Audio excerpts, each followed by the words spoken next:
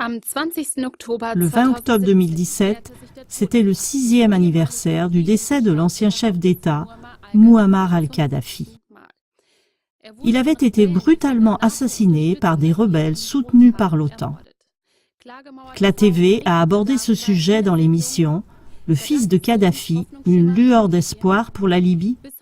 Jusqu'à aujourd'hui, Mouammar al-Kadhafi est présenté dans les médias et les livres d'histoire occidentaux comme un dictateur imprévisible et dangereux.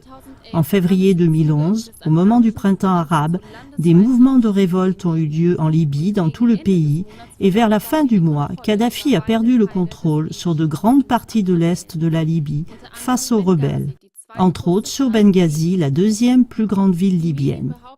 Les médias prétendaient à l'époque que des milliers de personnes se trouvaient en danger de mort à Benghazi et que 6000 personnes avaient été tuées par le gouvernement.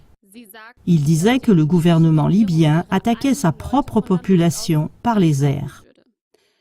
Suite à cela, le Conseil de sécurité de l'ONU a décidé le 17 mars 2011 d'instaurer une zone d'exclusion aérienne au-dessus de la Libye et d'autoriser la protection de la population civile par des moyens militaires. Des attaques aériennes massives ont suivi, venant surtout des forces aériennes françaises, américaines et britanniques, contre les troupes libyennes en marche et contre des cibles stratégiques dans tout le pays. Mais un rapport a maintenant fait surface qui tire une conclusion diamétralement opposée. La guerre de l'OTAN de 2011 contre la Libye est basée sur des mensonges. En fait, le rapport avait déjà été publié le 6 septembre 2016, mais les médias principaux n'y ont prêté aucune attention ou l'ont même complètement passé sous silence.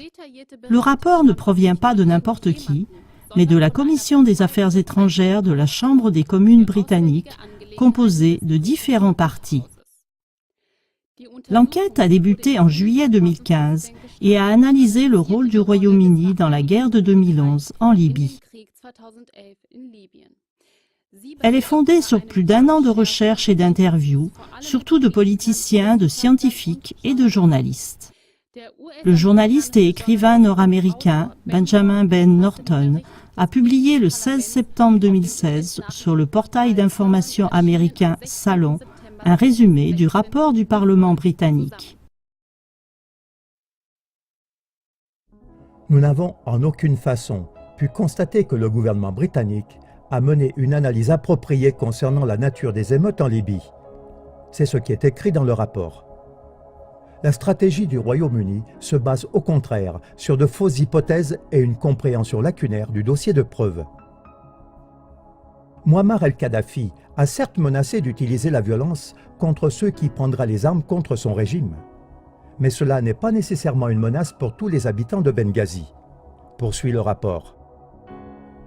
De plus, les insurgés étaient en grande partie infiltrés par des groupements terroristes comme par exemple Al-Qaïda. Des exemples ont montré que dans le passé, le dirigeant libyen avait procédé de manière très prudente pour éviter des victimes civiles. Dans une de ces situations, Kadhafi s'est efforcé pendant 6 mois d'apaiser les tribus vivant à l'est, autour de Benghazi, au lieu de miser sur l'élimination violente des menaces contre le régime venant de ce côté. Le rapport parlementaire indique que le but prétendu de l'intervention de l'OTAN, qui a été présentée comme une mission humanitaire de protéger la population civile de Benghazi, a pu être mise en pratique en un seul jour. Car le 20 mars 2011, déjà les troupes de Kadhafi s'étaient retirées à environ 40 miles de Benghazi et l'intervention de l'OTAN aurait pu être interrompue. Mais la France, qui était à l'initiative de cette intervention militaire, était motivée par des intérêts économiques et politiques, et non humanitaires.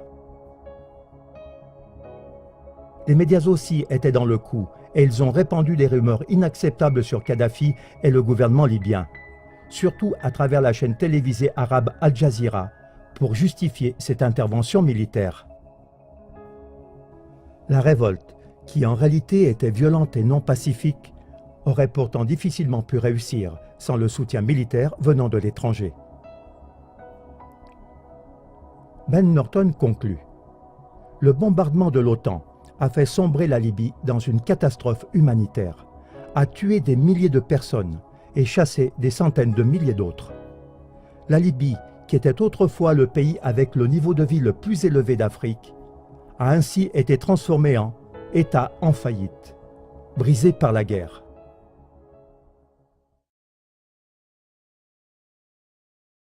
Voici donc certains des extraits les plus importants de l'enquête de la Chambre des communes britannique.